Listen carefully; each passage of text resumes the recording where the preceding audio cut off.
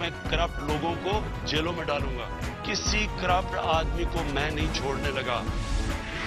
You are selected prime minister, कड़ियां देते हैं और धमकियां देते हैं कि हम पूरी ऑपोजिशन को जेलों में मैं भेज दूंगा। You are not a dictator.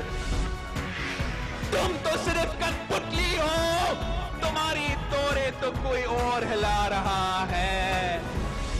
जंग अभी जारी है, अभी हमें दायमी अमन की असल मंजिल पर पहुंचना है।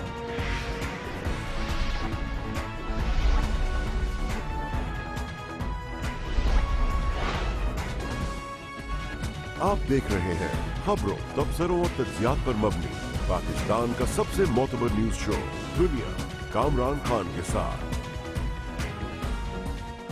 अस्सलाम वालेकुम, मैं हूं कामरान खान। अल्लाह ताला का लाख लाख शुक्र है कि कोरोना में हालात अमेरिका और यूरोप और हमारे खित्ते के दीगर ममालिक से बेहतर रहे, मगर अब पाकिस्तान में भी दुनिया के दूसरे मुल्कों की तरह से दूसरी लहर का खतरा मंडला रहा है। केसेस की तादाद हमारे मुल्क और अमवात में कोरोना के हवाले से इनमें मुसलसल इजाफा है और पिछले 7 रोज में 5143 अफराद कोरोना से मुतासर हुए हैं, यानी औसतन 750 के करीब नए मरीज सामने आ रहे हैं, जबकि रोजाना औसतन 12 अमवात भी हो रही हैं। पाकिस्तान में 3,28,000 केसेस 95% के करीब लोग सेहतियाब हो चुके हैं, मगर अब भी 10,800 कोरोना के एक्टिव केसेस हमारे मुल्क में मौजूद हैं। इसलिए एहतियात की हमें सख्त जरूरत है। कोरोना वायरस ने दुनिया भर को अपनी लपेट में रखा है। 4 करोड़ 34 लाख से ज्यादा अफराद मुतासर हो चुके हैं, जबकि हलाकतें पूरी दुनिया में कोरोना से 11,60,000 से भी ज्यादा हो चुकी हैं।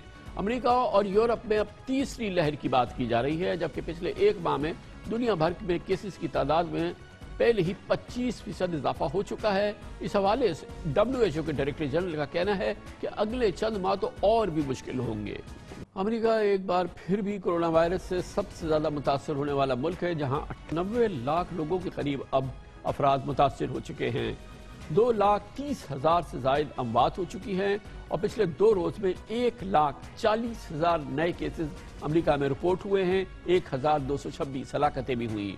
29 रियासतों में रिकॉर्ड केसेस सामने आए। रियासत टेक्सास के इलाके एल पासो में कर्फ्यू नाफिज कर दिया गया, जहां 1 अक्टूबर से कोरोना केसेस की तादाद में 160% इजाफा हुआ, जबकि हॉस्पिटल में मरीजों की तादाद 300% बढ़ गई है। हॉस्पिटल मरीजों से भर गए हैं, ICU में जगह नहीं है, हत्ता कि तदफीन के लिए भी जगह कम पड़ रही है। वही सूरत हाल है जो इस साल के शुरू में जब कोरोना पूरी शिद्दत से अमेरिका पे बरस रहा था, ये वही कैफियत वापस आ चुकी है। इन हालात में मजीद खबरें member white house corona virus task force doctor फाची ने सुनाई, जिनके मुताबिक सर्दियों में केसेस में मजीद इजाफा होने वाला है, यानी कि अमेरिका में कोरोना की शिद्दत में मजीद इजाफा अब हम देखेंगे। नहीं, सारे यूरोप को भी कोरोना की नई लहर ने अपनी जकड़ में ले लिया है। सिर्फ 10 रोज में केसेस की तादाद में दुगना इजाफा हुआ है। फ्रांस, स्पेन, जर्मनी में एक दिन में रिपोर्ट होने वाले केसेस के तमाम रिकॉर्ड टूट गए हैं। इटली और बरतानिया में भी केसेस के नए रिकॉर्ड बन रहे हैं और कोरोना के फैलाव को रोकने के लिए बरतानिया में मजीद सख्त पाबंदियां आयद की गई हैं। फ्रैंकफर्ट जर्मनी में इस साल क्रिसमस मार्केट्स नहीं लगाई जा रही हैं, इटली के कुछ इलाकों में, जबकि स्पेन में तो कोरोना इमरजेंसी के नफाज के साथ ही कर्फ्यू की बातें भी की जा रही हैं।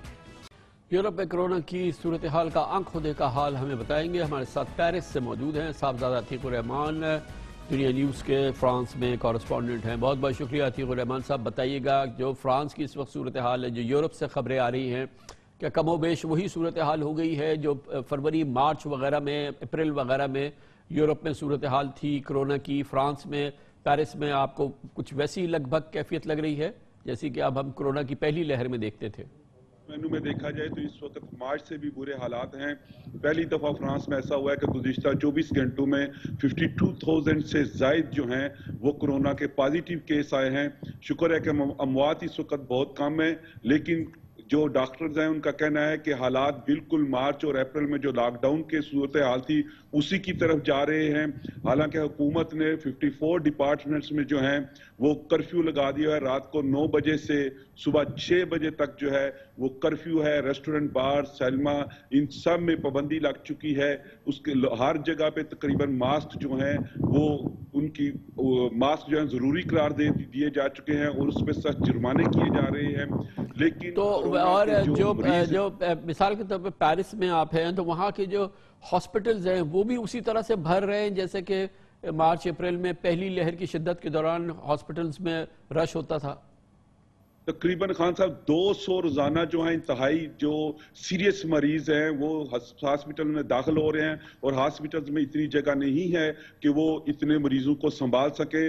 और इस कोरोना की वजह से इस वक्त तकरीबन 30,000 से ज्यादा जो कैंसर के मरीज हैं उनके इलाज में जो है वो थोड़ा सा लेट हो रहे हैं, उनको उस तरह का ट्रीटमेंट नहीं हो रहा जल्दी में जैसे होना चाहिए।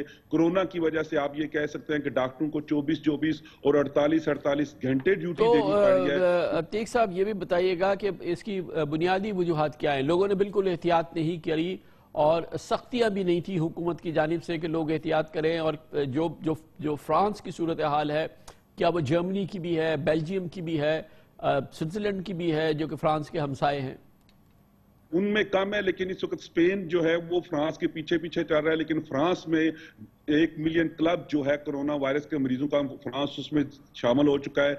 आज तक तकरीबन 12 लाख मरीज जो हैं वो कोरोना पॉजिटिव के सामने आ चुके हैं। और फ्रांस ने हॉस्पिटल्स के अलावा, लिबर्टीज के अलावा जो मेडिकल स्टोर हैं वहां भी इजाजत दे दी है कि वहां भी आप कोरोना का टेस्ट करवा सकते हैं। वो भी लोगों को लिए ज्यादा, मुझे लगता है कि अगले 2-3 दिन में शायद इससे ज्यादा जो है लोगों पे पाबंदियां लगाई जाएं, क्योंकि डॉक्टर वैसे क्या हुआ जनरली अभी पिछले महीनों में लोगों ने एहतियात नहीं की, उन पे सख्तियां भी नहीं थी हुकूमत की जानिब से?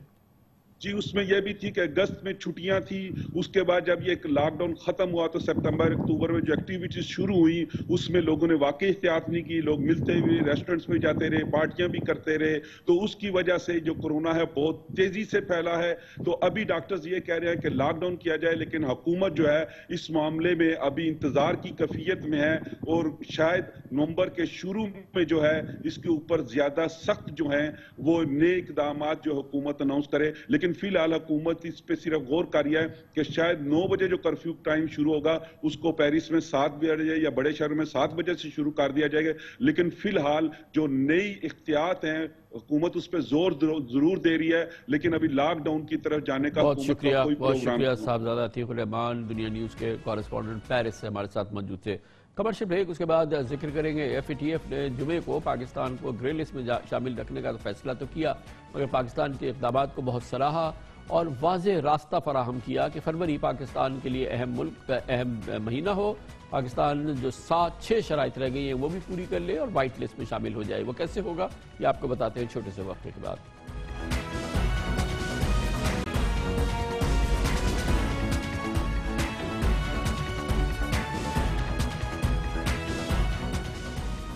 जुमे को FATF ने पाकिस्तान को फरवरी तक ग्रे लिस्ट में रखने का फैसला सुनाया था और इसके साथ ही ये कहा था कि पाकिस्तान की कोशिशों को वो भरपूर अंदाज में सराहते हैं और वाज़ेह किया था कि पाकिस्तान ने 27 सिफारिशात में से 21 पर मुकम्मल जबकि 6 पर जुज़वी अमल दरामद भी कर लिया है। FATF की मीटिंग में पाकिस्तान की कानूनी कोशिशों को दीगर ममालिक के लिए मिसाली करार दिया गया। तो शायद बात यह भी है कि पाकिस्तान के ब्लैक लिस्ट में जाने के इम्कान अब खत्म हो चुके हैं। हुकूमत की जानिब से इसे सिफारती कामयाबी करार दिया गया है। वज़ीर सनअत और पैदावार हम्माद अजहर जो कि पाकिस्तान के FATF टास्क फोर्स के सरबराह भी हैं, उनका कहना यह है कि जिन सिफारिशात पर जुज़वी अमल हुआ उन्हें पाकिस्तान को मुकम्मल करना है। जो नुकात रह गए हैं उसमें टेरर फाइनेंसिंग सैंक्शंस हैं, जो यूनाइटेड नेशंस रेजोल्यूशंस हैं उनके तहत जो सैंक्शंस करने की आपकी एबिलिटी होती है, इसके अंदर जो NPOs हैं, नॉन प्रॉफिट ऑर्गेनाइजेशंस, उनके मामलात, उनके रेगुलेशन और उनकी जो वेटिंग होती है, ड्यू डिलिजेंस होती है, उससे रिलेटेड है। और ये 6 निकात ये इनकम्प्लीट नहीं है, इनका जो स्टेटस है वो पार्शली कंप्लीट है। और FATF ने ये भी नोट किया है कि इन 6 के अंदर भी सिग्निफिकेंट प्रोग्रेस हो चुकी है। तो हम कॉन्फिडेंट है कि इंशाल्लाह अगला फरवरी का जो प्लेनरी आएगा उसमें इन 6 को भी मुकम्मल कर देंगे। फरवरी 2018 में नून लीग के दौरे हुकूमत में पाकिस्तान को FATF की ग्रे लिस्ट में डाल दिया गया था, मगर फिर अक्टूबर 2019 में 27 नकात पर मबनी एक सख्त एक्शन प्लान पाकिस्तान को दिया गया था। पिछले साल तक हम 27 में से 5 पर ही मुकम्मल अमल दरामद कर पाए थे, मगर इस साल हमने आखिरी इजलास में 21 निकात पूरे करते हुए कामयाबी से मुकम्मल किए और अब बकिया 6 निकात के लिए अगले 4 माह का एक्शन प्लान वाज़ेह है। दुनिया भी अच्छी तरह ठोक कर हमारा इम्तहान ले रही है। हम कई दहाइयों से ये बीमारी पाल रहे थे, बिल आखिर अब वक्त आ गया है कि फरवरी तक पाकिस्तान FATF से मुकम्मल छुटकारा हासिल कर ले। इमरान खान हुकूमत ने यकीनी तौर पर अभी तक बड़ी जद्दोजहद की, मनी लॉन्ड्रिंग और टेरर फाइनेंसिंग के खात्मे के लिए अनगिनत इक़दाम किए गए हैं, लेकिन FATF की लिस्ट से निकलना एक मुश्किल अमल होता है जिसमें बैनुल-अक़वामी सियासत का भी रोल होता है, और भारत कई सालों से FATF को सियासी मकासद के लिए इस्तेमाल करता आ रहा है। भारत की भरपूर कोशिश है कि पाकिस्तान को ब्लैक लिस्ट कर दिया जाए, जिसमें वो बुरी तरह से नाकाम हो चुका है।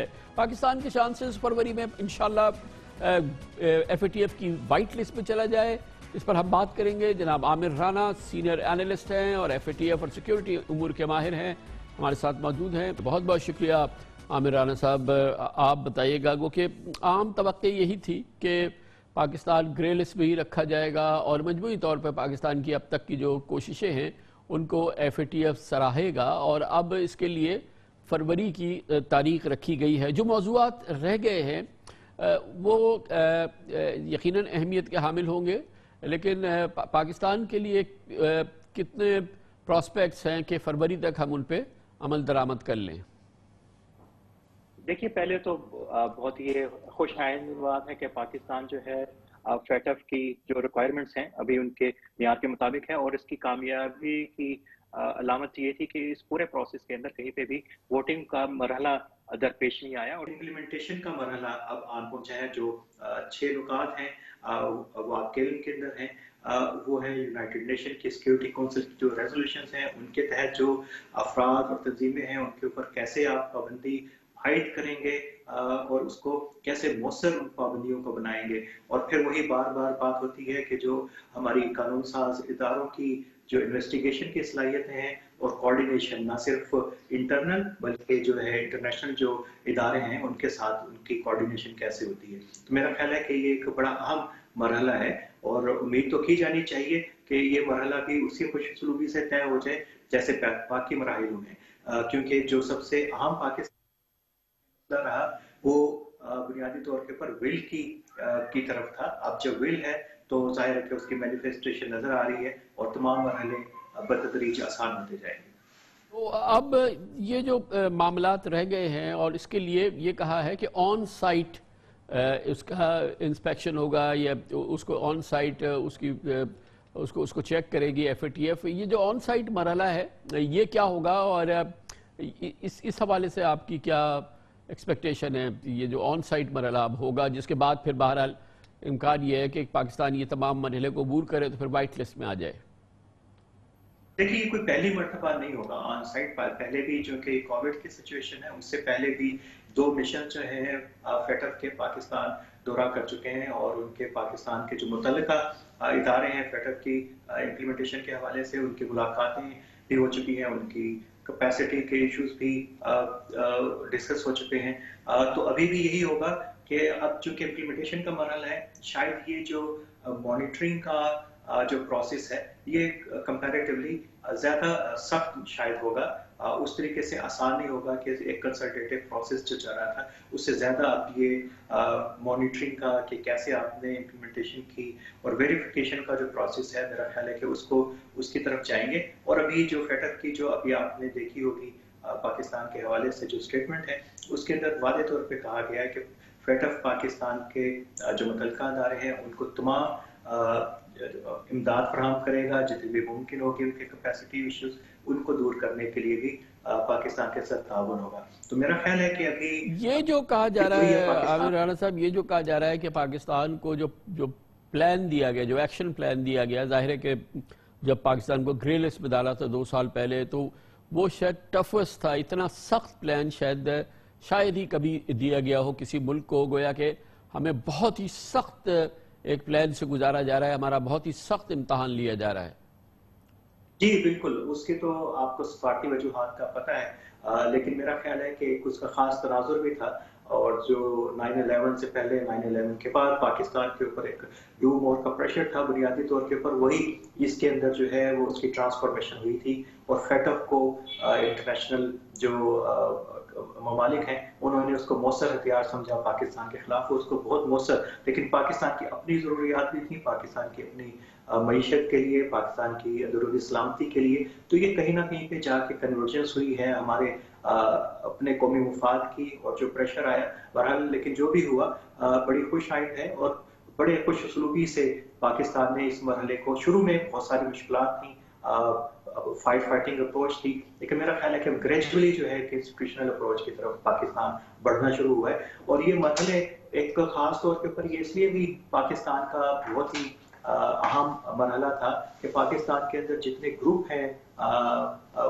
ان کی تعداد شاید کسی اور دنیا کے ممالک کے اندر جو عسکری گروپ ہیں ان کی تعداد پاکستان میں قدرے زیادہ تھی، اور اس کی بھی وجوہات ہمیں پتہ ہے کہ ہماری خاص جغرافی اہمیت اور اسٹریٹجک اہمیت جو تھی اس کے ایک اپنے تقاضے تھے، غلط یا صحیح، لیکن پاکستان کی اپنی انٹرنل اسٹریٹجک کمپلشنز تھیں، لیکن میرا خیال ہے کہ پاکستان اب اس ہینگ اوور سے اور اس کمپلشنز کو ریویو کیا ہے، اور ایک نئی اپروچ کے ساتھ پاکستان جو ہے اپنے نئے خارجہ تعلقات کو اور اسٹریٹجک تعلقات کو دیکھ رہا ہے۔ وہ ہم دیکھ رہے ہیں کہ ہمارے جو باقی دوست ممالک کے ساتھ ہمارے تعلقات کی ریویژن چل رہی ہے، ہمسایہ ممالک کے ساتھ ایک ریویو ہو رہا ہے، افریقہ کے ساتھ جو ممالک ہمارے اگنورڈ تھے ہماری فارن پالیسی میں، تو ایک میرا خیال ہے کہ کمپریہنسو ایک ریویو چل رہا ہے، اور یہ بڑی خوشائند بات ہے، اور یہی ریفلیکٹ ہو رہی ہے انٹرنیشنل کمیونٹی کا جو گریجولی جو اعتماد ہے پاکستان کے اوپر اور اقدامات کے اوپر، اس سے اس کا یہ اظہار ہو رہا ہے۔ یقیناً بہت بہت شکریہ عامرانہ، کہتے ہیں کہ ماشاءاللہ پاکستان کی جو پروگریس ہے اس پورے معاملے میں دنیا اس کو سراہ بھی رہی ہے، اس کو ریکگنائز بھی کر رہی ہے،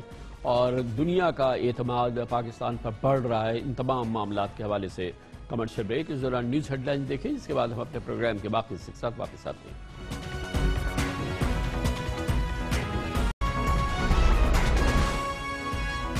آپ دیکھ رہے ہیں خبروں، تبصروں اور تجزیات پر مبنی پاکستان کا سب سے معتبر نیوز شو دنیا، کامران خان کے ساتھ۔ فرانسیسی حکومت آج مسلم امہ سے نفرت کی علامت بن چکی ہے۔ فرانس کے صدر ایمینوئل میکروں کی اظہار رائے کی آزادی کی آڑ میں گستاخانہ خاکوں اور توہین رسالت کی حوصلہ افزائی کر رہے ہیں۔ فرانس میں سرکاری سرپرستی میں اسلاموفوبیا نے 58 مسلم ممالک کے عوام کے مذہبی جذبات مجروح کر دیے ہیں۔ توہین رسالت پر کلمہ گو مسلمان غصے میں آگ بگولا ہے۔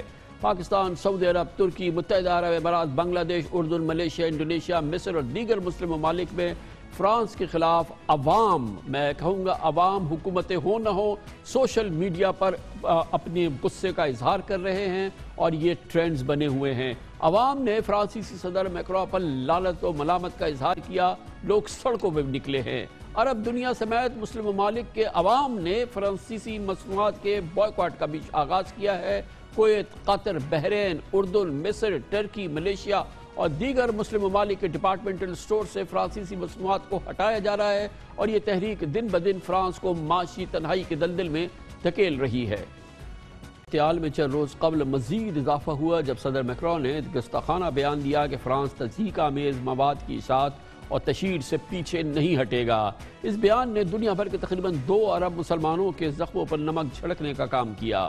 وزیر اعظم عمران خان اور ترک کے صدر رجب طیب ایردوان نے فرانس کو زوردار انداز میں للکارا، اور فی الحال دیگر مسلم ممالک اور عرب بادشاہتیں خاموش ہیں۔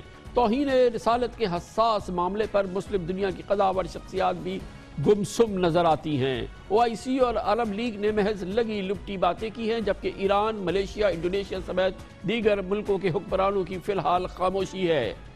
وزیر اعظم عمران خان نے ٹویٹ کی کہ اسلام پر بلا سوچے سمجھے حملے سے صدر میکروں دنیا بھر کے مسلمانوں کے جذبات پر حملہ آور ہوئے ہیں۔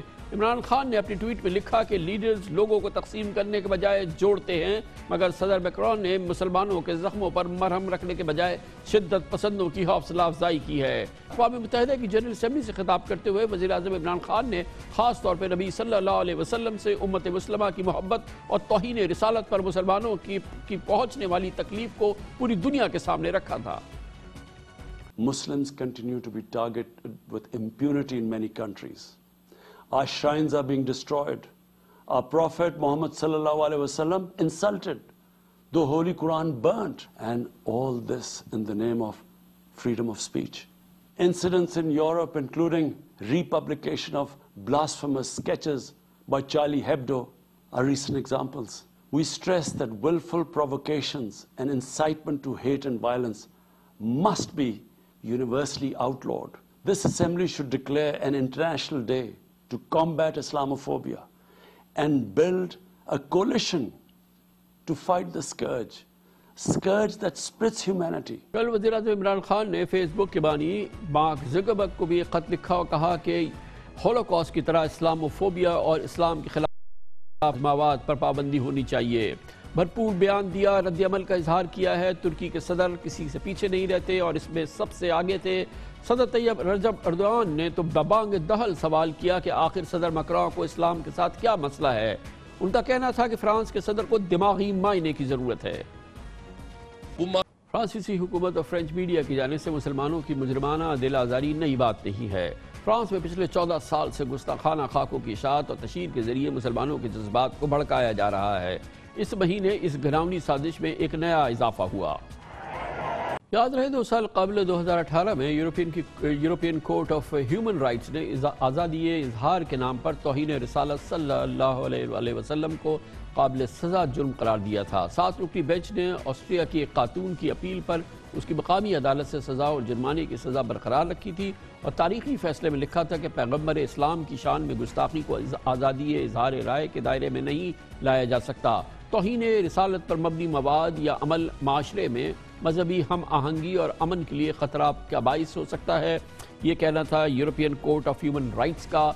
लेकिन ह्यूमन राइट्स के अलमबरदार यूरोप में मजहबी मुनाफरत फैलाना और मुसलमानों के जज्बात से खेलना मामूल का अमल नज़र आता है। इस पूरे मौजू पर बात करते हैं और इसके लिए हम इस्तांबुल जाएंगे। यहाँ पर हमारे साथ मौजूद हैं TRT वर्ल्ड से मुंसलिक सीनियर सहाफ़ी फैसल अजीज़ खान। बहुत बहुत शुक्रिया फैसल अजीज़ साहब, आपने हमें ज्वाइन किया है। ये फरमाइएगा, एक बार फिर सदर तैयब अर्दोआन बहुत भरपूर अंदाज में इस मामले पे एहतजाज रिकॉर्ड करा रहे हैं। तुर्की के अवाम भी इस पूरे मामले में चिराग पाए हैं?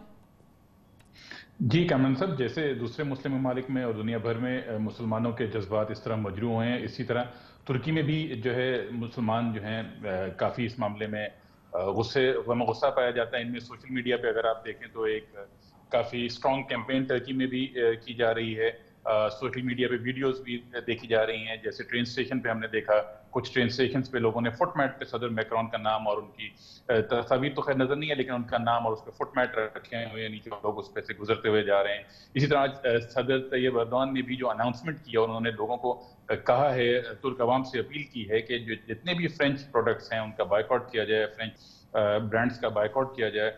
तो वो भी उनके एक जज्बात की तर्जुमानी कर रहे हैं। तो फैसल साहब, ये टर्की का रिस्पांस मैटर करता है ना, क्योंकि टर्की बहरहाल नेटो का मेंबर है, टर्की यूरोप से जुड़ा हुआ है, टर्की का यूरोप में इन्फ्लुएंस है और यकीनन उस यूरोप के लिए जहां पर एक जानिब होलोकॉस्ट के बारे में बात करना जुर्म है, वहां पे किसी दूसरे मजहब पर और फिर उनकी अजीम तरीन शख्सियात पर इस किस्म की तौहीन आमेज़ मवाद की इजाज़त देना, ये मैसिव कॉन्ट्रडिक्शन है। लेकिन टर्की का रिस्पॉन्स मैटर करता है ना? जी बिल्कुल कामरान साहब, मैटर करता है क्योंकि प्रॉक्सिमिटी में भी है, फ्रांस के करीब भी है दूसरे मुस्लिम ममालिक के मुकाबले में, और जैसा आपने कहा कि नेटो का मेंबर भी है, ट्रेड पार्टनर भी है। बड़े टर्किश ब्रांड, फॉर एग्जांपल गाड़ियां, रेनोल्ट फ्रेंच ब्रांड है, वो यहाँ 50 साल से उनकी फैक्ट्री है, यहाँ बनती है, और बड़े बड़े ब्रांड्स भी यहाँ मौजूद हैं, तिजारती ताल्लुकात भी हैं। तो डेफिनेटली ये मैटर करता है। और ये प्रेसिडेंट मैक्रोन जो हैं फ्रांस के, उनसे कशीदा ताल्लुकात सदर अर्दोआन के काफ़ी अरसे से चल रहे हैं। इस महीने के शुरू में भी जो नए लॉज करने के लिए, जिसमें उन्होंने ये भी कहा था सदर मैक्रोन ने कि जी Islam is in crisis all over the world, उस पर भी बड़ा सख्त रद्द-ए-अमल आया था। और आज सदर अर्दोआन ने यूरोपियन यूनियन से भी इस बात का नोटिस लेने का कहा है। उन्होंने कहा है कि खामोश नहीं रह सकता यूरोपियन यूनियन इस मामले में, मुसलमानों के जज्बात को और इस्लाम की तौहीन जो हो रही है उस मामले में यूरोपियन यूनियन को भी एक्शन लेना पड़ेगा, इसके अलावा कोई ऑप्शन नहीं है। बहुत बहुत शुक्रिया फैसल अजीज़ खान इस्तांबुल से हमारे साथ मौजूद थे। कमर्शियल ब्रेक, उसके बाद जिक्र करेंगे ऑरेंज लाइन ट्रेन लाहौर में चल तो गई, बहुत शानदार मंसूबा है, लेकिन इसकी कॉस्ट ये पंजाब ताहयात शायद देता रहेगा 250 अरब रुपए की लागत है और हर माह 1 से 1.5 अरब रुपए खजाने से इस पर खर्च होगा किराए के अलावा। इसकी बात करते हैं छोटे से वक्त में। पंजाब हुकूमत की ऑरेंज लाइन मेट्रो ट्रेन का पहिया कल लाहौर में चलना तो शुरू हो गया। लाहौर और चीन में बैक वक्त सरकारी इफ्तिताह भी हो गया। मुस्लिम लीग नून ने भी अलामती इफ्तिताह कर दिया, लेकिन हकीकत यह है कि ये एक सफ़ेद हाथी है, चलेगा तो कौमी खजाने को रोनता रहेगा। 2015 में शुरू होने वाला ये मनसूबा मुख्तलिफ शराइत, तब्दीलियों और इल्तबा की वजह से तकरीबन 250 अरब में मुकम्मल हुआ है। 250 अरब से पंजाब में दर्जनों अस्पताल, स्कूल्स, कॉलेजेस बन सकते थे, लेकिन मुस्लिम लीग नून के साबिक हुक्मरानों से सेहत और तालीम के बजाय ट्रांसपोर्ट के मंसूबे को तरजीह दी। इफ्तिताह के बाद ऑरेंज लाइन ट्रेन पाकिस्तान के ट्रांसपोर्ट निज़ाम में एक खुशनुमा यकीनन इजाफा है। इसमें किसी को फ़िलहाल बहरहाल इसमें अवामी पजीराई भी बहुत मिलेगी इसको, क्योंकि ये अपनी नौयत का एक वाहिद है प्रोजेक्ट। लेकिन इसको चलाने के लिए हुकूमत पंजाब को सालाना 10 से 14 अरब रुपए की सब्सिडी देनी पड़ेगी। गोया हर महीने हुकूमत पंजाब को 1 अरब रुपए सिर्फ इस प्रोजेक्ट को चलाने के लिए देना पड़ेगा, जो कि किराए के अलावा है। इसी तरह से हुकूमत पंजाब 1 अरब रुपए बसों को चलाने के लिए दे रही है, जो मेट्रो बसेस लाहौर में चल रही हैं, और जो कि लाहौर के 5 बड़े सरकारी अस्पतालों के सालाना बजट के बराबर है।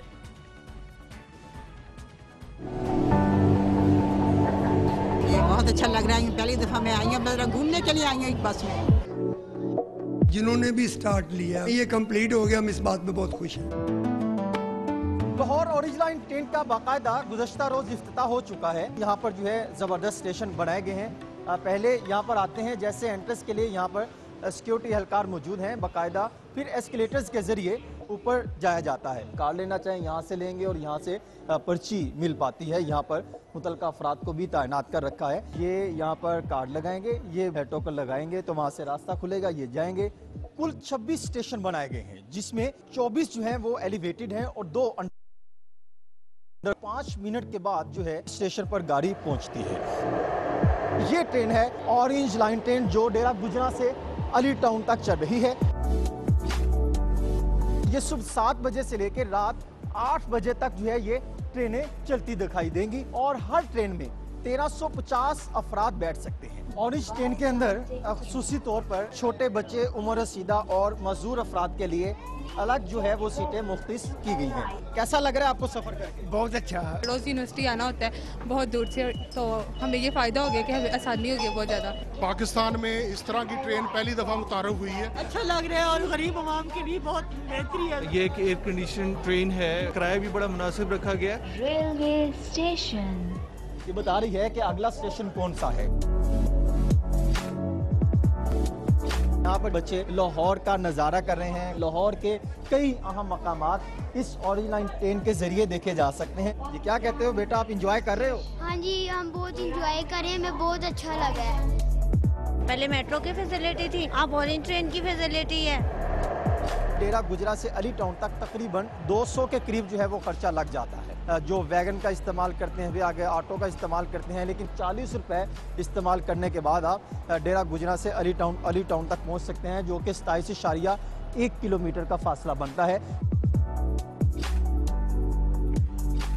यकीनन शानदार मिसाली मंसूबा है। पाकिस्तान में इसकी कोई मिसाल नहीं मिलती, और ख़ास तौर पे पाकिस्तान के सबसे बड़े शहर, पाकिस्तान के ख़जाने में 65%, हुकूमत सिंध के ख़जाने में 95%, कराची के लिए तो ये एक देखने से ताल्लुक़ रखने वाला मंजर है। वो शहर जहाँ पर एक भी सरकारी बस आज तक हुकूमत सिंध ने नहीं चलाई, वफाकी हुकूमत ने नहीं चलाई। हुकूमत सिंध 12 साल से यहाँ के शहरियों को लारे लप्पे दे रही है कि अब बसें आईं, अब बसें चली, और ये सिर्फ माफ़ कीजिएगा आम बसें चलने की बात हो रही है, किसी ऑरेंज ट्रेन की बात नहीं हो रही, किसी मेट्रो बस की बात नहीं हो रही। इस शहर में कोई सरकारी ट्रांसपोर्ट नहीं है। ये है डिस्पैरिटी जो आपको नज़र आएगी इस पूरी सूरत हाल में।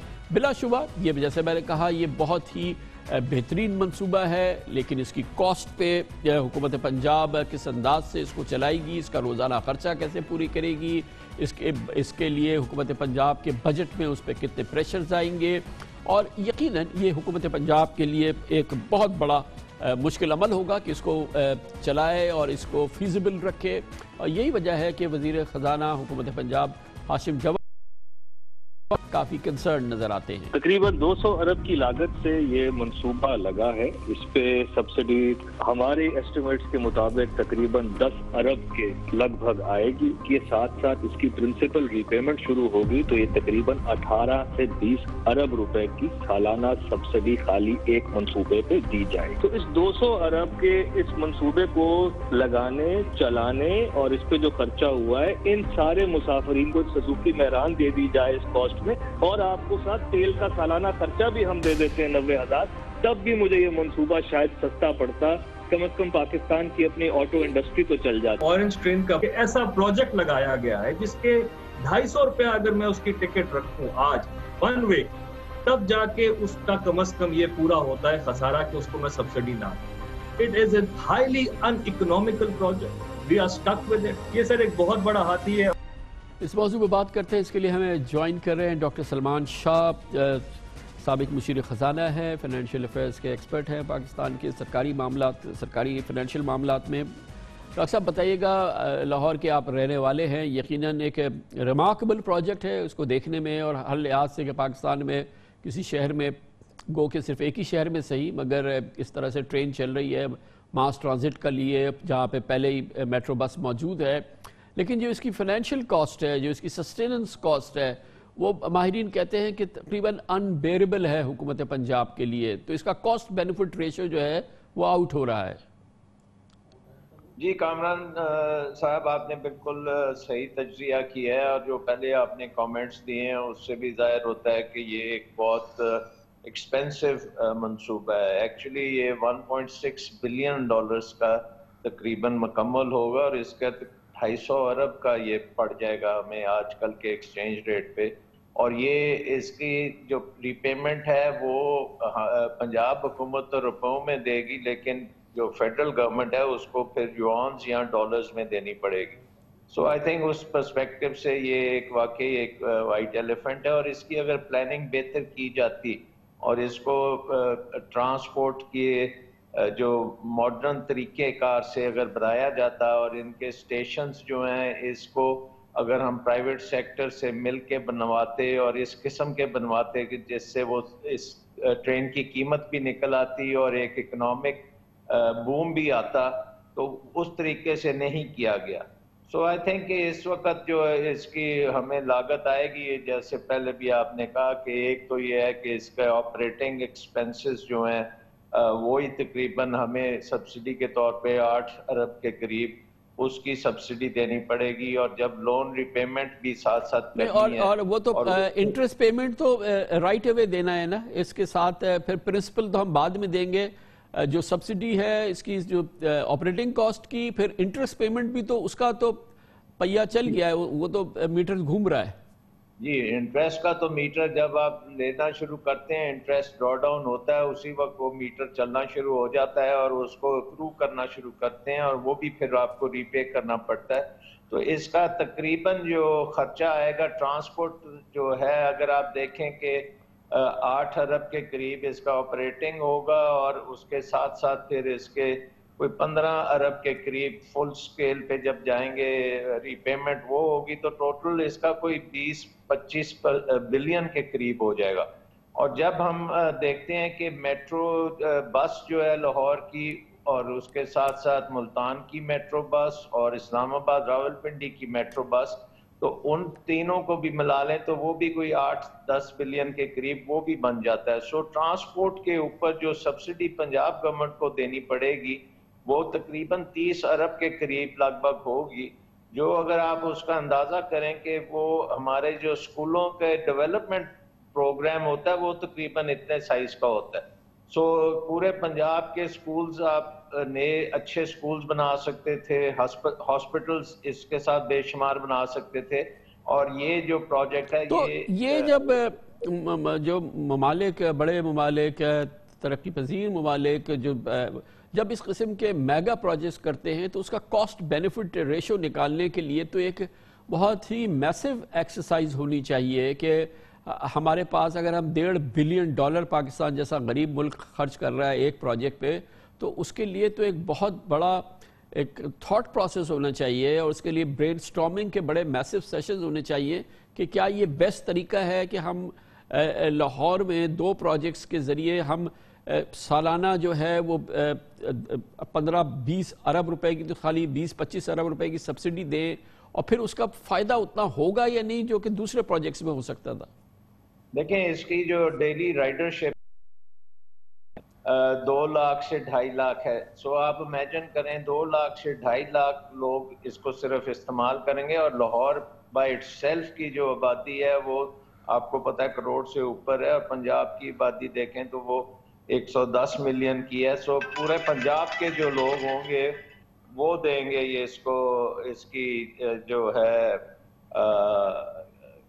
ری پیمنٹ جو ہے وہ پورے پنجاب کے دیں گے اور 2-2.5 لاکھ لوگوں کو فائدہ ہوگا. لیکن میرے خیال میں اس کو جو اگر صحیح طریقے سے کیا جائے تو یہ لاہور جیسے شہر میں یہ بن سکتا تھا اور ہمیں یہ جو اس کے 27-28 اسٹیشنز ہیں ان کا اگر پورا ہم پوٹینشیل نکال کے اس کے ساتھ پھر ایک پبلک پرائیویٹ پارٹنرشپ موڈ میں لے کے جاتے تو پھر پنجاب گورنمنٹ کے بجٹ پہ اتنا بوجھ نہ پڑتا. بہت بہت شکریہ. ڈاکٹر سلمان شاہ ہمارے ساتھ موجود تھے. قمر شبیک اس کے بعد ذکر کریں گے.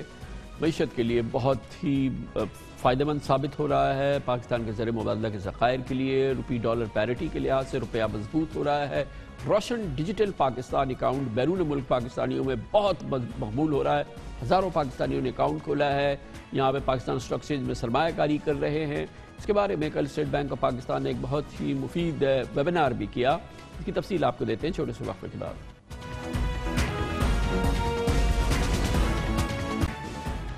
پاکستان میں زر مبادلہ کے ذخائر بڑھیں. پاکستان میں زر مبادلہ کی صورتحال میں مستحکم آئے اور پاکستان میں روپے کی قدر بہتر سے بہتر ہو. اس سلسلے میں عمران خان حکومت بیرون ملک مقیم پاکستانیوں کے لیے ڈالرز کی شرح میں انتہائی پرکشش تقریباً ناقابل یقین منافع اس موجودہ حالات میں اس میں سرمایہ کاری کے نئے پیکیجز لائی ہے. اسٹیٹ بینک کے اوورسیز پاکستانیز کے لیے متعارف کردہ روشن ڈیجیٹل اکاؤنٹس اور نیا پاکستان سرٹیفکیٹ اور سٹاک مارکیٹ میں سرمایہ کاری میں اب زبردست دلچسپی بھی دیکھنے میں آ رہی ہے.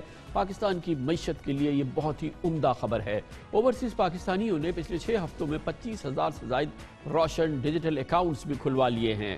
اسٹیٹ بینک کے تحت بیرون ملک پاکستانیوں کے سوالات اور تحفظات دور کرنے کے لیے گورنر اسٹیٹ بینک ڈاکٹر رضا باقر کی سربراہی میں ایک ویبینار کا بھی انعقاد ہوا جس میں 7 پاکستانی بڑے بینکوں کے صدور اور سی او نے اپنے اوورسیز پاکستانیوں کے سوالات کے جوابات دیے.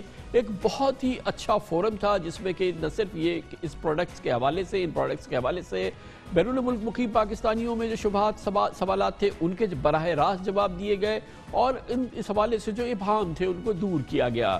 گورنر اسٹیٹ بینک ڈاکٹر رضا باقر نے اس ویبینار میں بتایا کہ پاکستان کی تاریخ میں پہلی بار بینکس کے ساتھ مل کر ملکی فائنینشیل سسٹم اور بیرون ملک پاکستانیوں کے درمیان بہتر رابطہ قائم کیا جا رہا ہے جس کی وجہ سے بیرون ملک سے روزانہ 800 سے 1000 اکاؤنٹس کھل رہے ہیں. یہ پاکستان کے لیے ایک بہت ہی عمدہ خبر ہے. What we are bringing to you today is something that has never been done in the history of Pakistan. We teamed up with the major banks of Pakistan to come up with something that would make for a better connection between overseas Pakistanis and our financial system. The first was to provide a regulatory framework that allows a overseas Pakistani to open an account remotely and digitally, one of the leading banks in Pakistan. Second, we provided the regulatory framework to make these accounts repatriable. This is a new thing. Remote and presence plus account opening has never been done in the history of Pakistan. Perhaps we underestimated the demand that would come. On average, 800 to 1,000 accounts are being opened a day. And banks are increasing their resources. اسی webinar میں deputy governor state bank of Pakistan doctor Murtaza Syed نے نیا Pakistan certificate bonds کے dollar index میں ناقابل یقین اور پرکشش منافع کی تفصیلات بھی بتائی اور ساتھ ہی بتایا کہ بیرون ملک مقیم پاکستانی روشن ڈیجیٹل اکاؤنٹس کے ذریعے پاکستان اسٹاک ایکسچینج میں بآسانی سرمایہ کاری کر سکتے ہیں. اس کا آغاز بھی ہوا ہے جبکہ رہائشی اور کمرشل پراپرٹیز بھی آگے چل کے خرید سکیں گے. The Naya Pakistan certificates are special government bonds that are administered by the State Bank and carry the full backing and sovereign guarantee of the Pakistani government. They're available in different tenors. For those people who'd rather just come in for very short periods, we have a 3-month, a 6-month, and a 12-month option. For those who want to lock in the excellent rates for longer, there's also a 3-year and a 5-year option. And early encashment, in case you need the money back, that is also allowed. The returns that we are offering on the US dollar bills are between 5.5% and 7% annualized, depending on whether you're going for a 3-month or a 5-year. So that's the span of the returns that are available. If you want to invest in the rupee version of these Naya Pakistan certificates, the rate is a little bit higher, between 9.5% and 11%, depending on whether you're investing at the short end or the longer end. And these are also now available from Friday in Sharia compliant forms. You are also able, through the Roshan Digital account, to invest in Pakistan stock market. You can also start buying property in Pakistan, both residential as well as commercial, through these Roshan Digital accounts. اس موقع پر بیرون ملک مقیم پاکستانیوں نے بڑا actually اس پورے forum میں participate کیا. پاکستان کے کمرشل بینکس کے جو چیف ایگزیکٹو آفیسرز تھے ان سے اپنے سوالات پوچھے, جو ان کے شبہات تھے ان پر ان کی معلومات حاصل کی, اور اس طرح سے یہ بہت ہی عمدہ فورم تھا جہاں پر براہ راست بینکوں کے صدور نے بیرون ملک پاکستانیوں کے جو سوالات تھے ان کے براہ راست جوابات دیے.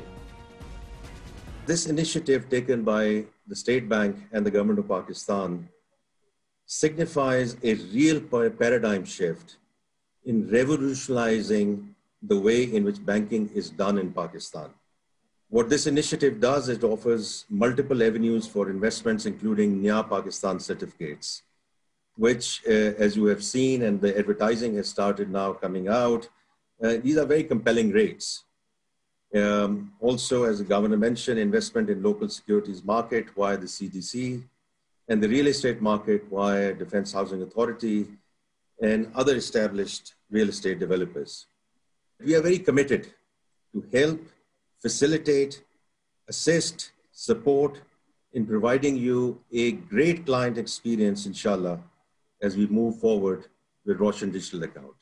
This is an iconic initiative moving into a digital transformation of this banking industry in Pakistan. State Bank is closely guiding and monitoring this. The 8 banks, their CEOs and their senior management, they are actively engaged. The objective is to give you a seamless service and at the same time serve the nation for the reason this Roshan Digital account has been established, which is to bring your investment in Pakistan, to give you attractive returns, and to make you feel good. بیرون ملک پاکستانیوں کو یقیناً پاکستان کے مستقبل کے حوالے سے اور پاکستان کی موجودہ صورتحال کے حوالے سے ان کی ہمت افزائی ہو رہی ہے. موجودہ صورتحال میں پاکستانیوں کا کانفیڈنس بڑھ رہا ہے.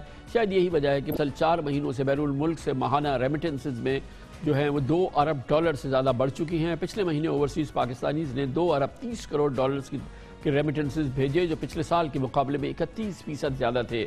بیرونی سرمایے کی اس ریل پیل کی وجہ سے ڈالر اب 168 روپے کے بجائے آج 160 روپے کی سطح تک بھی ٹچ کر گیا, گو کہ روپیہ مسلسل مضبوط ہو رہا ہے اس پوری صورتحال کی وجہ سے.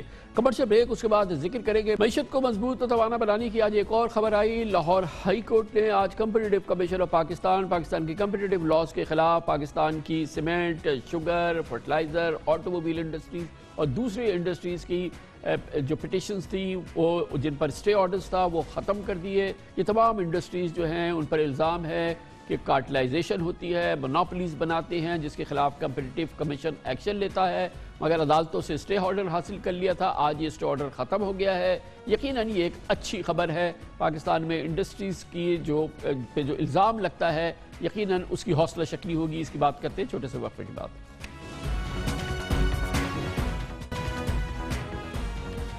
Welcome back. معیشت کے حوالے سے وزیراعظم عمران خان کی حکومت کو اعلیٰ عدلیہ سے مسلسل اچھی خبریں اور دور رس عدالتی کامیابیاں مل رہی ہیں. 3 روز قبل فور کلوجر لاز پر سپریم کورٹ آف پاکستان کا فیصلہ آیا تھا. احتساب عدالتوں سے فوری فیصلوں کا حکم نامہ آیا تھا. JIDC میں پھنسے ہوئے اربوں روپے کا سپریم کورٹ نے فیصلہ کر دیا تھا. شوگر کمیشن پر بھی تاریخی فیصلہ آیا تھا سپریم کورٹ اور اسلام آباد ہائی کورٹ وغیرہ کا. اور آج لاہور ہائی کورٹ نے سیمنٹ، آٹا، چینی، کھاد، کھانے پینے کی اشیاء حتیٰ کہ آٹو موبائل اور ٹیلی کام سیکٹر کے پاورفل کارٹلز کی اجارہ داری پر کاری ضرب لگائی اور مسابقتی کمیشن کی تشکیل یعنی کمپٹیٹو کمیشن آف پاکستان کی تشکیل اور فیصلوں کے خلاف سٹے آرڈرز کو ختم کر دیا اور 11 سال سے زیر التوا 92 درخواستوں پر فیصلہ سنا دیا. ان درخواستوں اور حکم امتناع کے کیسز میں اربوں روپے کے جرمانے بھی پھنسے ہوئے ہیں. لاہور ہائی کورٹ کی جسٹس عائشہ ملک کی سربراہی میں 3 رکنی بینچ نے 2-1 کی اکثریتی سے آج کمپٹیٹو کمیشن کو اشیاء کی قیمتوں کے تعین کا اختیار دے دیا اور پچھلے 11 سال کے دوران سٹے آرڈرز پر Lahore high court 5 single bench اور 4 لارجر بینچ بنا چکی تھی جبکہ 170 سے زائد سماعتیں ہو چکی تھی. لیکن پاورفل کارٹلز کا یہ مدعا ٹس سے مس نہیں ہوا تھا. اسی لیے ہم سمجھتے ہیں کہ آج یہ ایک بہت اہم ڈیولپمنٹ ہے جو ہوئی ہے اور خاص طور پہ ملک میں کارٹلائزیشن نہ ہو انڈسٹریز کی اور مونوپلیز نہ بنے. عوام کے جو انٹرسٹ ہے ان کو لک آفٹر کیا جائے، معیشت کے براڈ انٹرسٹ کو لک آفٹر کیا جائے. یقیناً اس سلسلے میں یہ بہت اہم قدم ہے. اس پر بات کرتے ہیں اور اس کے لیے ہمیں جوائن کریں سمیع اللہ طارق، ہیڈ آف ریسرچ ہے پاک کویت انویسٹمنٹس کے. بہت بہت شکریہ سمیع اللہ طارق صاحب. بتائیے گا کہ یہ کمپٹیٹو کمیشن کے خلاف یہ بہت طویل عرصے سے اسٹے آرڈرز تھے جو اب ختم ہو گئے ہیں اور اس کی کیا اہمیت ہے؟ دیکھیں اس کی لیگلی اور کنزیومر وائز اور اکانومی وائز کافی امپورٹنس ہے.